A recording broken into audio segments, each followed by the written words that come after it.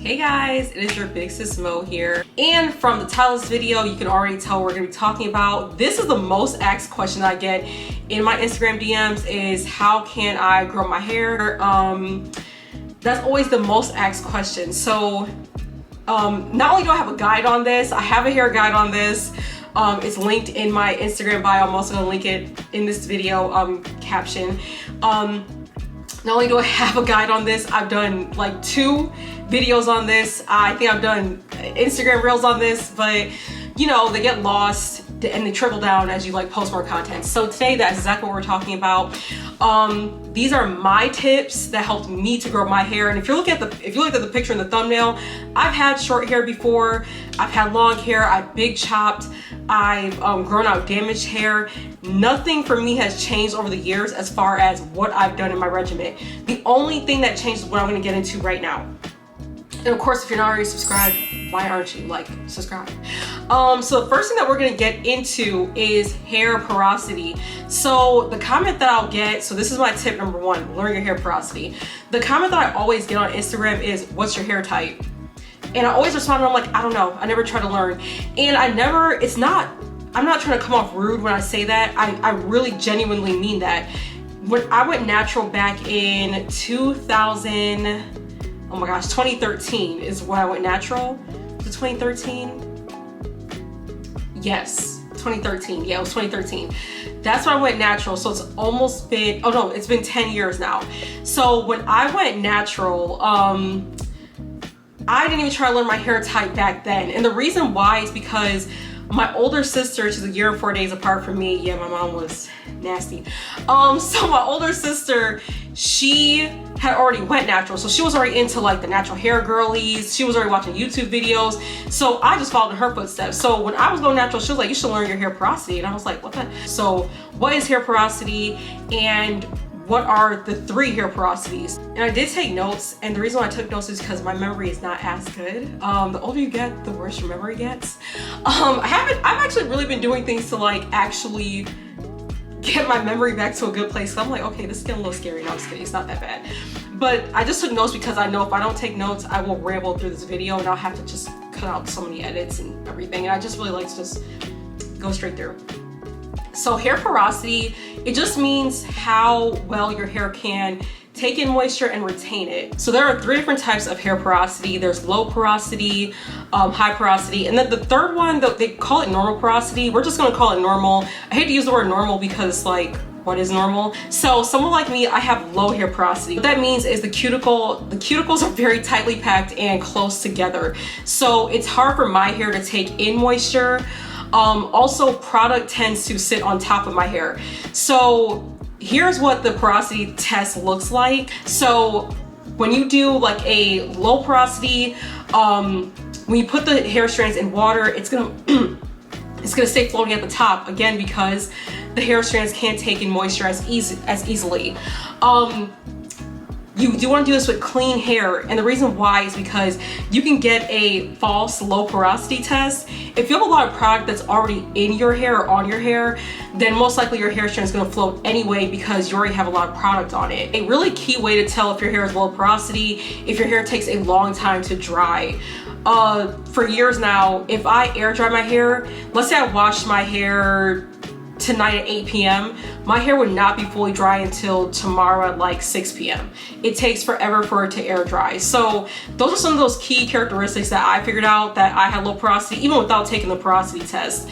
So let's talk about some other porosities and characteristics of those porosities. So now we move on to high porosity hair. I won't deep dive into them because like I said, these are not my porosities. However, a fun fact is that you can change your hair porosity, and it's usually by accident. So if you dye your hair or do something chemical to your hair, you can easily change your hair from like a low porosity or normal to high. So here are some characteristics of high hair porosity.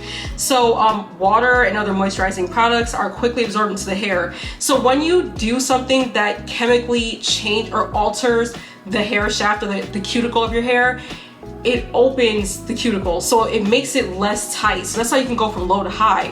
Not saying you want to do this, and that's why I say usually it's by accident. People aren't just out here trying to change their hair porosity. And also, let's see what else. Your hair, they say it can tend to be more frizzy and dry, and it doesn't take as long to, it doesn't take much time for your hair to air dry, and then also it can break easily. So those are characteristics of high porosity hair. Again, because I don't have high hair porosity, I really don't want to suggest any products or anything. So I don't want y'all to go and buy a product and then the products suck and you're like, oh, Mo told us that, no. But I'm just telling you how you can lead up to figure out what your hair porosity is so you can start buying proper hair products. So your natural hair journey is not as frustrating, because when I was buying the wrong stuff, completely frustrating. I really was like, you know what, a perm would be easier. And at that point, a perm would have been easier, honestly. And then let's see about normal. It doesn't take long for your hair to dry. What else? Usually normal or medium hair porosity, the hair tends to look healthy. Like, that's why a lot of people wish they would just have this porosity, because usually you can do just whatever you want with it. Also, usually if you have like a medium or a normal hair porosity, it can take color better than if you have a high or a low, because the cuticles aren't too far apart, but they're also not that close together. So moisture's coming in easily, it's leaving out as much as it's supposed to. So you're not having this like rough time with your hair, just like, you know, trying to maintain moisture, trying not to.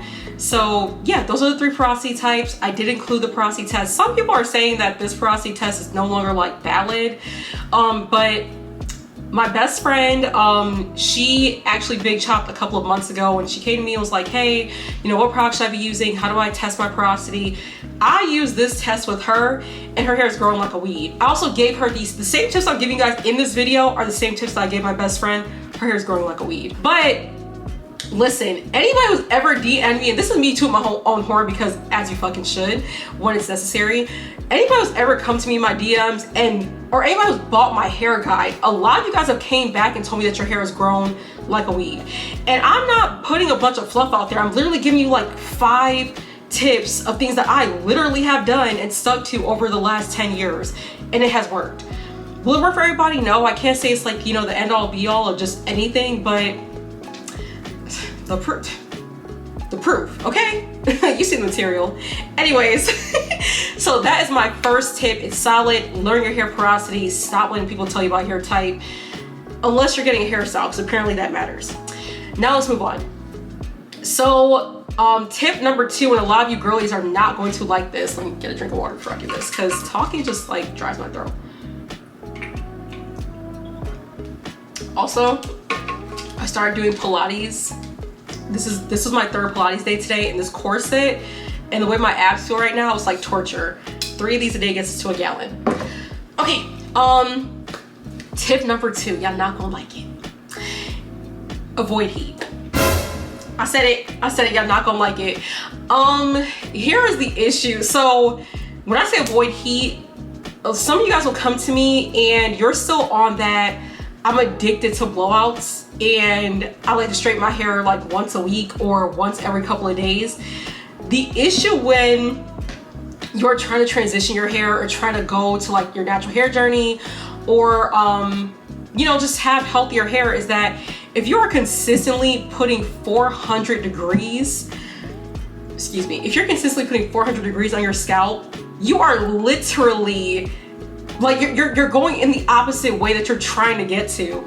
So when I went natural, when I officially, because every couple of months I'd be like, I'm going natural, and then I would fail because I'll be like, oh my God, like I just feel like I just want to straighten my hair. I need to straighten my hair, and that's what I would keep doing.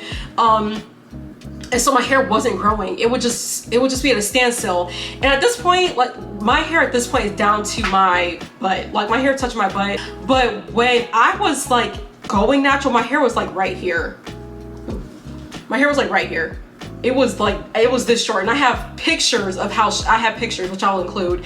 But my hair was super short, and it's because I was still addicted to straightening my hair. So I got a perm against my grandma's wishes. My grandma told me don't do it. So I got a perm in 2000. I was still in high school. Don't do the math on my age. I got a perm in 2009. It was really a texturizer. It wasn't really a perm, and I only had gotten 2. And I wanted my hair as straight as possible. I did not want any curl pattern. I didn't want none of that. I wanted my hair as straight as possible because when it would rain, my hair would get frizzy. I was like, no, I want my hair straight. So I got 2 perms, and then I stopped getting perms because my mom stopped paying for my perms, and I was a broke college student at that point. So then I just started straightening my hair every single day. to the point where my hair was just super short because it was so damaged. So when I finally decided to go natural, I had this much curl and I had this much damage. That was it, or like maybe like this much. This is how much damage hair I had, this is how much curly hair I had that was healthy. So at that point, I for one whole year I stopped using heat altogether. And then when I finally did do any heat, I used a ton of protectants, and I probably only used like, the heat was probably only like 350 honestly, and I was only going through with like 2 passes. And at that point I was also chopping off an inch of damaged hair every month. So hair only grows half an inch a month. That is just the science. Hair only grows half an inch a month. This is also why I be trying to tell y'all, these advertisement for oils that are gonna grow your hair an inch a month or 3 inches in a month, be so fucking for real. This is just not how it works. It's just not. And this is why I always say, or I don't always say, but I know that what I'm giving you as advice on how to grow your hair is just solid. Because I'm never gonna give you no BS. Because at the end of the day, I really want y'all to be successful in your hair journey. And I feel like these people be needing to refund y'all, because 3 inches in a month literally doesn't even make sense. It doesn't. So hair grows half an inch a month. So if you're not straightening your hair, then we're on the right path, right? Like you're not putting that tension on your hair. You're not putting your hair in a situation where it can be damaged. So what happens when your hair is heat damaged? The protein bonds of your hair are broken and the hair cuticles are cracked, leaving the inner cortex exposed to damage. So heat damage can't be reversed, by the way. Do not let people fool you. Heat damage cannot be reversed because the bond is broken. The bond can't be repaired. So we'll see like protein treatments that'll say like, oh, repair the bond. Be so effing for real. Also, when you think about it, like if it was just so easy as like repairing a bond from like a $15 like shampoo or conditioner, why people here be looking like that? And this is what I be saying, like, if the bond is really repaired, then why is your natural hair still looking like that? And that's not me like coming for anybody, because there's really nobody specific I'm thinking of. But if the bond's really repaired, then why is your natural curl pattern not coming back? Something's not adding up here. So yeah, heat damage can't be reversed. The bond's broken. So if your hair is already damaged and now you're still straightening your hair, you're still applying excessive amounts of heat, and the inner cortex is exposed, you're only causing even more damage. So this is why if you are transitioning your hair, you have to avoid heat. And also for the people who are gonna, sit up here and be like, oh well, genetics. I know y'all love to hop to my comments and scream genetics. And granted, genetics does play a role as far as how long your hair will grow. When you guys hop in my comments and you're like, oh, your hair only grew that fast because of genetics. That fast what? If I cut my hair up to hair right now, it will not be at my butt in a year. Hair only grows half an inch a year. My hair is not growing like a weed if I cut it up to my shoulders. Also, when my hair was extremely damaged, and we're trickling into the third point that I'm gonna make as far as my tips on healthy hair. When my hair was seriously damaged and my diet was pizza and vodka, my hair was not growing. So this is why I'm gonna say hate. This is why I hate when people jump in my comments like, oh, genetics. If genetics were the end all be all, then my hair would have grown no matter what I put it through. Because that's what people like come in and say, oh well, genetics. That just doesn't make sense. It doesn't. So it's like, miss me, okay? So my second tip, if you are transitioning, avoid heat. If you're not transitioning, like this year I've used heat a lot more than any previous year since I went natural. I blow out my hair a lot to do braid outs, which this was supposed to be blown out braid out, but we're getting into like the southern heat now, and we're gonna have to stop because the humidity. So now we're gonna start doing wash and goes. But I use a blow dry cream, I use heat protectant spray, and then I never go above 380, I think, when I straighten my hair.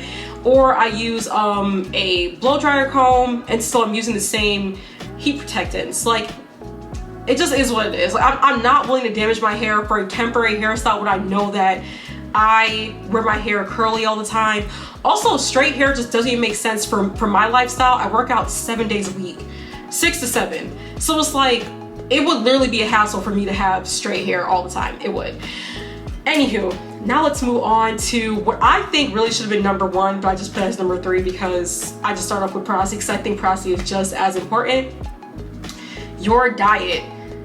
Your diet is so important when it comes to hair growth, in my opinion. And water, like, I think that drinking water, and I don't think there's anything scientifically proving this, but at this point I drink a gallon of water a day. I don't keep any juice or soda in my house. I only have water.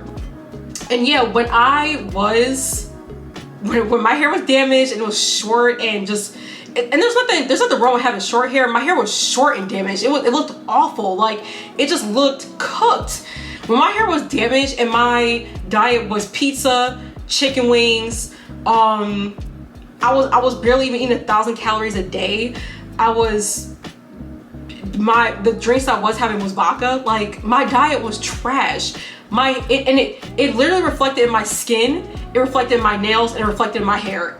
Oh my goodness, it was so bad. My forehead was always broken out. My cheeks were always broken out. My hair was short as hell, and my nails did not grow. These are, of course, acrylics. But whenever I go to my nail tech to get my nails done, you would think that I got my nails done like 5 weeks ago because they grow like crazy. They grow super fast. And then also my hair, it looks a lot healthier now. My diet, I would say right now my diet is pretty clean. I'm on like I would say like a 75-25 diet, like 75% very clean, 25% we gonna cheat with a cheat meal, okay? But if I do eat ground beef, it's gonna be 96% lean, 4% fat. If I do any sort of pasta, it is a plant-based pasta. It's Barilla plant-based. It's in a yellow box. Or I'll do like a wheat or a whole grains pasta. And then if I do any type of fish, I do salmon, but I do the Alaskan wild caught salmon that's frozen. Omega-3s are very good for your hair. They can usually leave your hair like more shiny, healthier looking. So I like to get in a lot of omega-3s. And then I don't skip on my vitamins. So a lot of you guys have asked me this, we can keep this in this tip. So a lot of you guys have asked me, like, do I take hair vitamins or have I ever taken a hair vitamin? And the answer is no. In the last 10 years, I've never taken a hair vitamin. I'm sorry if I'm rambling, guys. It's just so much information that I try to pack into these videos because it's in my guide. I try to respond in my DMs. It's hard to really pack in all this information. I want to make it good for you guys. So, with no fluff. So you guys have asked me if I've ever done hair vitamins. Girl, these ain't drugs. If I've ever taken a hair vitamin, the answer is no. The vitamins that I do take though, I take vitamin D3, I take garlic, I also take omega-3s. I'll have to look at my cabinet, but I think it's just omega-3, I think. And then birth control. That has nothing to do with nothing. But I take all those vitamins, and there's no research truly proven that any of those are linked to hair growth. They are overall good for your body. That's it, that's all. I also heavily rely on my food for my vitamin source. While it's great to take vitamins, you should be relying on your food for your vitamin source. Cause I don't know, to me it's like, could you imagine like, okay, I won't make this kind of comparison because I feel like it's a little extreme, but okay, I will. Could you imagine putting like a fresh piece of fish in the garbage? You know what I mean? Like, you guys see where I'm going with this? To me, it's like, if you're taking vitamins, but you're on a 95-5 diet where it's like 95% is just all junk food and then 5% is healthy, it's like, what are those vitamins even supposed to do? Where are those vitamins supposed to track to? Like, what are they supposed to do with that? So that's why I really do feel like your diet has everything to do, because the last thing that's gonna get nutrients is your hair, skin, and nails. Also, everything's gonna show on your skin, it's gonna show in your hair, it's gonna show in your nails. But also, like I said, now I'm drinking a gallon of water, and I don't consume a lot of sweets. Like, I don't keep candy in my house. I don't keep, and I know some of you guys are probably listening to this and you're like, what the fuck, this girl, that sounds awful. But then the flip side is, I'll have a burger for my cheat meal, and that'll include some cheese on it. I'll have mac and cheese. I'll have KFC if I really want it. But you have to have balance, because I really do think that your diet is going to be the biggest thing that's going to link you between your hair growing that ½ inch a month and you seeing or noticing that your hair is not really growing at all. And what has linked me with what makes it easier for me to eat healthy and drink all this water is the fact that I work out 6 to 7 days a week. I love the way my body has transformed. I want to maintain it. Eating healthy only tracks with maintaining the body that I want to further obtain. So number 3 is your diet. I swear, this is like this, I just love this top. I have no boobs, but it really does look super cute. I love it. I'm also wearing sweatpants with this right now. Like, jeans would literally, I wouldn't be able to breathe. I can't breathe right now on this top, but we're pushing through. Okay. Okay, so now my number 4, which all this is literally in my hair guide, but giving it to you guys for free means absolutely nothing to me. I mean, I literally built my platform on this, so to gatekeep at this point would just be crazy as hell, in my opinion. Like, just telling somebody, hey, go pay for it, it's like, really, girl? Anywho, my number 4 tip is protective styling. Oh my goodness. People underestimate how much low manipulation protective styling can take you. When I was going natural, I'm always going to say when I was going natural, because my hair is healthy now. Like, it is what it is. Like, it's at the longest it's been in a minute, and I'm at a good point where I'm like, do I need a protective? At this point, I protective style because I need easy hairstyles, because I don't want to have to worry about doing my hair. That's why I'm protective styling at this point. So let's talk about protective styling. So the whole point, because I feel like some people have gotten it confused of what protective styling is, and we're calling anything protective styling. So let's talk about it. Keith Lee. So protective styling, the whole point is to protect your hair.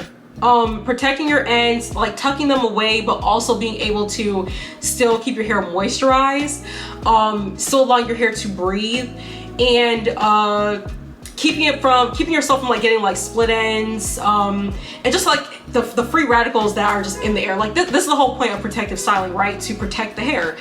So things like faux locks, or I think they're called like goddess locks or something like that. I have watched the process of what this looks like. This is where I be saying that I think we are losing the whole point of protective styling. If you cannot get to your actual hair, like let's say you're trying to moisturize your hair, but I think it's called goddess locks. I could be wrong, but if you know what I'm talking about, you know, stop in the comments and say, okay, I got it. You can't even spray through these, like, because your hair is literally wrapped up under, you know, this braiding hair. And while we would think that is protective styling, because I know some of you guys are like, oh well, Mo, like your hair is tucked away, like your ends can't be caught on anything. Your hair also can't be moisturized in that style. Your hair also cannot breathe in that style. Like, you're suffocating your hair. So that's what I'm saying. Like, the whole point of protective styling is not just to literally restrain the hair and just tuck it away, because your hair still needs to breathe. Your hair can't just be tucked away and can't breathe, can't get moisturized. And then I feel like the thing about it is that you think that once you take that protective style out, that's why you're having so much shedding. It's like, no, your hair literally couldn't breathe. That might be excessive shedding at that point. Because you know, back in the day, we would get like micros and the more simple braiding styles. And there's nothing wrong with getting something like, you know, faux locks or anything like that. Do whatever you want. But leaving them in for too long can actually have a negative effect instead of what we are supposed to be achieving, which is protective styling. So here are my top protective styles that I did when I was going natural. My hair was short. I had stringy ends. Hopefully I have pictures of this that I'll include. I had stringy ends. It looked like asparagus straws, honey. Like, it just looked a mess. But I was like, you know what? We're gonna make it work. Bantu knots. They were like my top because they're just so cute. Like, I would do Bantu knots. I will also do mini twists because I could leave those in for days. I could spray them down. And mind you, I was doing all this on my natural, my damaged hair, but no like extra hair added, just on my damaged hair, and it just is what it is. It was what it was. Mini twists, I would do braid outs. They would look a mess, but I would still like, you know, twist them up a little bit, style them a little bit. I will also do twist outs. I would do buns, but they would be like loose buns. So like loose high buns, loose low buns, ballerina buns. And then I wouldn't even go as far as doing wash and goes. Those I would do a lot less of, because I was like, your hair looks a mess, girl. Like, your wash and go is not wash and going. It looks like, it looked a mess. It was just too damaged for a wash and go. But those are like my top protective hairstyles that I still would do to this day. Like, I'm pretty sure I'm gonna do mini twists very soon, because it's just so hot here, and I just don't have time to deal with like my hair all the time. But yeah, so those are like my top protective styles. And so you really have to think about you really have to think if the protective style that you're doing is actually protecting your hair in the way that protective styles were supposed to be. You know what I mean? So if your hair is just being suffocated, tucked away, not being moisturized while it's in a protective style, it's not really doing what protective style is supposed to be doing. It's actually could have negative effects. So be careful of those protective styles that you're getting. Get those braids this summer. Get the butterfly. I don't even know where I'm going with this, because I don't know about braids. I want braids so bad. I don't even know what braids I'm even talking about. But you know, have fun with your protective styling. Even like if you get mini twists, if you get you do your high buns, you do your low buns, you can style those any way you want to. They don't have to be boring. They can be fun. The whole point here is, if you are trying to grow your hair out, it's gonna feel a little boring, just a little bit. Just a little bit. But you know, once you get to a point where you're like, okay, my hair is healthy, or my hair is at a length that I really love, then, you know, move on. Start doing fun stuff, or funner stuff than what you were doing with your hair. To me, this is where I ramble a little bit. To me, obtaining healthy hair, because a healthy scalp will lead to hair growth, in my opinion, and that has tracked for me. It's the same thing with fitness. Like, eating healthy, doing the boring stuff, doing the boring workouts, or what we're gonna call boring, because I know a lot of you guys will probably consider this boring. Doing the boring stuff will lead to the body that you want. Doing the boring stuff will lead to, possibly, hopefully, lead to that length that you're looking for, or that healthy scalp, or healthy look, or healthy hair that you're looking for. So yeah, so that is my fourth tip. Like, also, so I think this should be included, wear your bonnets at night. Again, we're protecting, because if you're not sleeping with a silk pillowcase or a satin pillowcase, then your pillowcase or your sheets could snag your hair, cause split ends. So wear your bonnet at night, or your silk scarf, so that we are also protecting our hair at night if we are not leaving our hair in like a protective style. Even if your hair isn't a protective style, you still want to be sleeping with your bonnet on at night. Okay, and this is my fifth tip, and this is like the last but not least, and hopefully these are like my top like bottom lines of things that have worked for me and things that have not changed in the last 10 years. And this is coming straight from my hair guide. So there's a lot more deeper information in my hair guide. It's like, I just really didn't want to make a 50-minute YouTube video. This is why I'm trying to pack in as much information as possible, but to be honest with you, if you want to get like the full scope of things, you will have to buy the hair guide. I'm sorry. So this is coming straight from my hair guide. My top number 5 is having a good hair routine. And this is what I mean when I say, like, when I was just like, oh, do the boring workouts.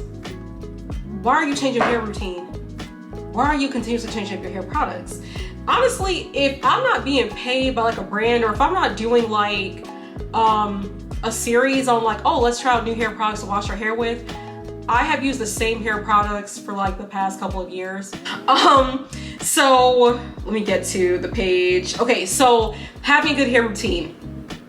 And when I say a hair routine, I'm talking about wash day and what you do after you wash your hair. So my wash day has been consistent over like the last 7 years. Took a minute, but I figured it out. So my wash day is shampoo, conditioner, of course, or sorry, shampoo, deep conditioner. I don't buy conditioners, again, unless I'm doing a brand partnership. We don't buy conditioners, because usually the conditioner has the same products that the deep conditioner has. So why are you buying all three? In my opinion, it's dumb to buy all three unless you just want to be one of the girls who says, hey, I bought the set, which is like, okay, congrats, you spent more money. I don't know. I stopped buying the conditioners a long time ago. Unless they just don't have a deep conditioner or a hair mask, I'm not buying the conditioner. So I will also transition from moisture deep conditioners and protein based deep conditioners every 2 weeks or every other week. So I'm reading this straight from my guide, so you know, don't yell at me. The memory is shot. So with moisture deep conditioners, here are the benefits. The most obvious is it adds moisture and it adds shine. The hair is less prone to breakage and tangles, and then also hair's elasticity is retained. So those are the benefits of doing moisture deep conditioners. Also, pro tip, whatever the bottle says on the deep conditioner as far as how long you need to leave it in, that's how long you need to leave it in. After whatever they suggest on the bottle, it's not working anymore. So for my girlies who are leaving in their deep conditioners overnight, stop doing that. Also, leaving your deep conditioner in overnight can have a horribly negative effect. I forgot what it's called, but it can create oh man, you can like over moisturize your hair basically, and it makes your hair extremely elastic, which can actually lead to breakage. Stop doing that, please. Also, it's just kind of gross. Like, how are you sleeping with all this wet product on your scalp? I would feel disgusted. I'm not judging, I'm really not, because I used to like years ago, but let's not do that no more.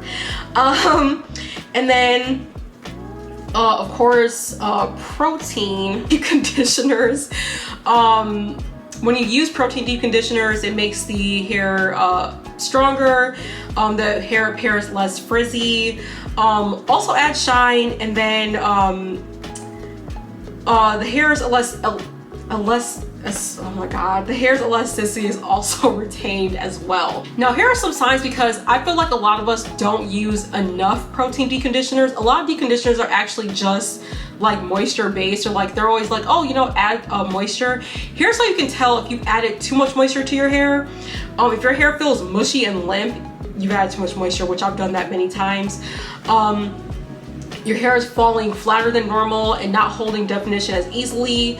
Your hair feels more weighed down even though you didn't add as much product, or your hair is more frizzy than normal. That can be a sign that you've added too much moisture, and now you need to move over to your protein deep conditioners. If you get into a good groove though, your hair won't get to this point. We won't even have to figure it out this way. And here are some of my favorite deep conditioners / hair masks, because some of you guys have asked me this in my comments, so I'm giving it to you right now.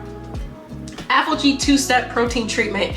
This one is a very strong protein treatment. This is not one that I keep in rotation monthly. This is one that I do like every 6 months or like every 3 months. This is a very strong one. Be careful, I warned you. TGIN Miracle Repair RX CPR treatment. This is a protein treatment. Love it. This one I keep in rotation monthly. Shea Moisture Manuka Honey and Mafura Oil Intense Hydration Hair Mask. Of course, that's hydration. I keep this one in rotation monthly as well. And then a more recent one that I found is let me look it up. Oh gosh, it's actually in my bathroom, and I really could just go to the bathroom right now, but I don't want to. What brand is this? Moisture. We're gonna look at moisture deep conditioners. I forgot what the brand is called. Melanin Hair Care. Yes, this one is in my bathroom right now. It's the moisturizing, plumping, deep conditioner, silkening and strengthening. That one feels really great on the hair, and my hair was left feeling moisturized and stronger. So that was actually really great. I think that one might be $18 to $20. All the ones I just mentioned, by the way, all of them are around like a good, except for Shea Moistures and I think ApHogee, all of them pretty much are around like 18 to 20 bucks. But of course you can always catch them on sale. Their website might have a deal. You can buy them in a bundle. You know, don't shoot the messenger on the price. So yes, that is my number 5 tip. I'm trying to think if there's anything else that goes into like a good hair routine. Okay, so afterwards, so there are methods that you can use, and this is going to also tie into your hair porosity. There's the LOC method and there's the LCO method. When I didn't know what my hair porosity was, I was using the LOC method. My hair was dry as hell. So what is LOC? that is liquid oil cream. What that means is after you wash your hair, you use your liquid, which is water, you apply oil to your hair, and then you apply cream, which is like your leave-in, and then like your hold, like your gel or your hair cream. My hair was dry as hell doing this method. For like 3 years, my hair suffered. So then I was like, what if we just put it in reverse, those last 2 steps? So then I started doing liquid, so my water, cream, which was my leave-in, and my like a cream or like a cream as my hold, because I don't use gels. Gels don't work for me. Then I would put my oil on and my hair would be moisturized for like a good 2 to 3 days.